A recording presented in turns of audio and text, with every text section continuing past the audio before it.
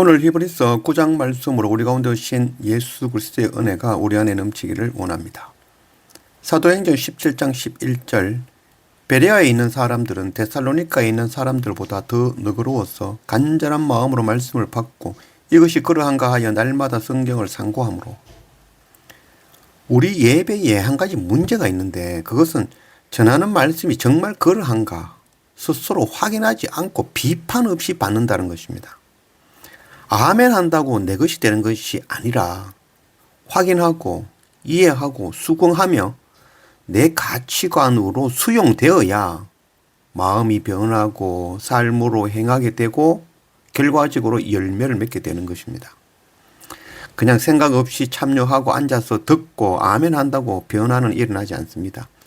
간절한 마음으로 말씀을 받고 그 말씀이 정말 그러한가 확인하여 우리 마음에 새기고 삶으로 살아내며 열매 맺고 전하는 그런 우리가 되기를 원합니다. 우리가 오늘 히브리서 9장 말씀입니다. 우리가 그동안 히브리서 8장까지의 말씀을 한번 정리를 해보겠습니다. 이 정리하고 요약하고 말로 표현할 수 있어야 내 것이 되는 것입니다. 정리 요약하며 정의를 내릴 수 없다는 것은 모르는 것이라 하겠습니다. 대충 아는 것은 실제화되지 못합니다. 히브리서 1장은 예수 그리스도는 창조주 하나님이시다라는 것을 전하였죠. 2장 말씀은 그 하나님이신 예수 그리스도는 우리의 죄를 대속하시는 대제사장이 되시기 위하여 사람의 아들 인자로 오셔서 십자가 고난당하심으로 우리를 죄에서 구속하셨다는 것이죠. 이것이 복음입니다.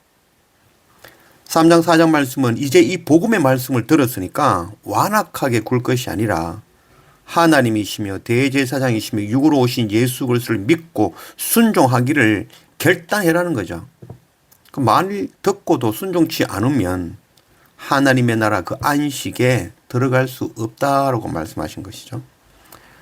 그래서 5, 6장 말씀은 예수 그리스도는 바로 멜기세덱의 서열을 따라 오신 스스로 계신 하나님이신 영원한 대제사장이라는 것을 전하였죠. 이건 모르면 젖먹는 어린아이와 같다라고 말씀하셨죠. 7장 8장 말씀은 이 모형이라는 거죠. 이 모든 것들이 그림자인 레위 제사장은 우리를 온전하게 할 수 없다는 거죠. 모형인데 그 모형으로 실제로 오신 이는 누구냐면은 바로 예수 그리스도가 우리를 온전케 하시는 영원한 대제사장이라는 것을 전해 주었습니다. 오늘 9장 말씀은 땅에 있는 성소, 성전은 하늘 참 성전의 모형이라는 거죠. 예수 그리스도의 십자가를 통해서 우리는 지성소로 들어갈 수 있게 된 것이죠. 그리고 이제 주님은 두 번째로 다시 오실 것이라는 것을 전하는 말씀이 오늘 히브리서 9장 말씀입니다. 1절 첫 언약에도 섬기는 예법과 세상에 속한 성소가 있더라. 세상에 속한 성소. 모세가 시내산에서 시내산 꼭대기에 올라가지고 하늘에 있는 참 성소를 보고 내려와서 그 본 것을 모양으로 만든 것이 바로 성막이죠. 그것을 땅의 세상에 속한 성소다라고 말씀하고 있는 것이죠. 하나님께서 우리에게 주시고자 하시는 것은 땅에 속한 것이 아니라 하늘에 속한 것입니다. 예를 들어 보겠습니다. 한 사람이 울고 있다면 슬퍼하는 것이고 그래서 우리가 하는 것은 그를 위로해 주는 것이죠. 이것이 우리 눈으로 보는 사실이라는 거죠. 사실. 그러나 그 울고 있는 사람의 진짜 마음은 너무 기쁘고 감사해서 울고 있는 것이라면 우리가 틀린 것이죠. 진실은 기쁨이고 그 기쁨을 함께 기뻐해 주는 것이 옳은 것이죠. 눈에 보이는 사실보다 그 속에 담겨 있는 참 진실을 볼 수 있기를 원합니다. 그래서 우리가 말씀을 읽으면 그 말씀의 겉으로 드러난 것이 아니라 그 속에 있는 진짜 우리에게 주시고자 하는 뜻이 무엇인지를 볼 수 있어야 되는 거죠. 그래서 말씀을 간절한 마음으로 받지만 그 말씀이 정말 그러한가 상고해야 되는 것입니다. 성경을 문자 그대로 사실로 보고자 하는 자는 땅의 소산을 거두는 거죠. 그러나 성경을 통하여 하나님이 보여주시고자 하시는 그 진실을 바라볼 줄 아는 자는 하늘의 신령한 것을 얻는 것입니다. 옛 언약 구약의 말씀은 바로 오실 예수 그리스도를 예표하는 모형이죠. 구약의 말씀을 읽으면서 그 율법 지켜야 된다라고 읽으면 바로 글자 그대로 읽게 되어지는 것이죠. 눈에 보이는 사실만을 바라보는 것이죠. 그러나 진짜는 그 구약의 말씀을 통해서 주시고자 하는 진실은 예수 그리스도라는 것입니다. 2절 예배한 첫 장막이 있고 그 안에 등잔대와 상과 진설병이 있으니 이는 성소라 일컫고 또 둘째 휘장 뒤에 있는 장막을 지성소라 일컫나니.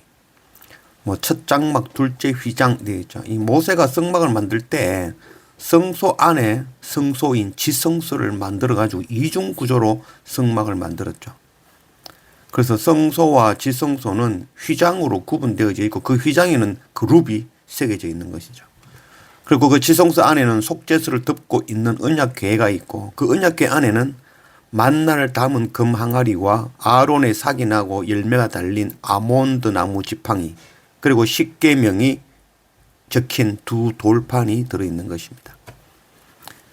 6절 이 모든 것을 이같이 예배하셨으니 제사장들이 항상 첫 장막에 들어가 섬기는 예식을 행하고 오직 둘째 장막은 대제사장이 홀로 1년에 한 번 들어가되 자기와 백성의 허물을 위하여 드리는 피 없이는 아니하니라.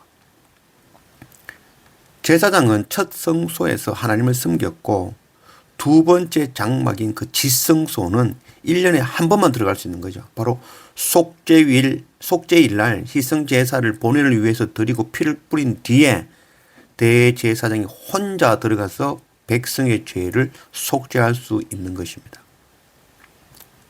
9절 이 장막은 현재까지의 비유이니 이에 따라 드리는 예물과 제사는 섬기는 자를 그 양심상 온전하게 할 수 없나니. 그래서 이제껏 보여주는 그 모세가 보여준 성막은 참 성소, 즉 하늘 성소의 모형이라는 거죠. 그래서 여기서 드리는 예배와 제사는 참 것의 그림자와 모형이라는 거죠. 그러니까 이것을 의지하여 예물 드리고 제사를 드린다고 해서 우리를 온전하게 할 수 없다는 것이죠. 이것이 온전한 것이 올 때까지만 백성들을 깨우치기 위해서 두신 것이죠. 마태복음 27장 50절 예수께서 다시 크게 소리 지르시고 영혼이 떠나시니라. 이에 성소 휘장이 위로부터 아래까지 찢어져 둘이 되고 땅이 진동하며 바위가 터지고. 예수님께서 십자가에서 운명하실 때 모세가 시내산에 올라갈 때처럼 땅이 흔들리고 해가 빛을 잃고 어두워졌고 성소의 휘장이 위에서부터 아래로 찢어졌습니다. 예수 그리스도께서 십자가에서 우리를 위하여 단번에 자기를 희생의 제물로 내어주심으로 이제 우리가 지성소로 들어갈 수 있는 은혜를 얻은 것입니다. 15절 이로 말미암아 그는 새 언약의 중보자시니 이는 첫 언약 때에 범한 죄에서 속량하려고 죽으사 부르심을 입은 자로 하여금 영원한 기업의 약속을 얻게 하려 하심이라. 예수 그리스도께서 성소의 휘장을 찢으심으로 모형으로 주신 땅의 성소를 허무시고 우리를 영원한 하나님의 임재 안에 들어가게 하시는 영원한 새 언약의 중보가 되셨습니다. 27절 한 번 죽는 것은 사람에게 정한 것이요 그 후에는 심판이 있으리니 이와 같이 그리스도도 많은 사람의 죄를 담당하시려고 단번에 들이신 바 되셨고 구원에 이르게 하기 위하여 죄와 상관없이 자기를 바라는 자들에게 두 번째 나타나시리라. 한 번 죽는 것, 사람은 반드시 죽게 되어져 있습니다. 그래서 우리는 반드시 죽어야 되는 그 죽음에 대하여 두려워할 필요는 없죠. 정말 우리가 두려워해야 될 것은 죽음이 아니라 죽음 이후의 심판이죠. 우리 죄를 위해 이 땅에 오신 예수 그리스도 십자가 고난당하시고 부활하시고 하나님 우편에 앉아 계시죠. 그리고 주님은 마지막 그날 두 번째로 다시 오실 것입니다. 주님 다시 오시는 그날에는 심판이 있습니다. 그 심판은 죄에 대한 심판이 아니라 하나님의 아들 대제사장이 되시는 바로 예수 그리스도, 그 예수 그리스도를 믿느냐 믿지 않느냐 그것 확인하고 믿지 않는 자에게는 심판, 믿는 자에게는 구원을 주시기 위해서 오신다는 것이죠. 날마다 우리가 간절한 마음으로 말씀을 받고 그 말씀이 정말 그러한가 확인하여 우리 마음에 새기고 그 말씀을 삶으로 살아내며 열매 맺고 전하고 또 그래서 마지막 주님 두 번째 다시 오실 때 우리가 기쁨의 잔치에 참여할 줄 아는 그런 우리가 되기를 원합니다.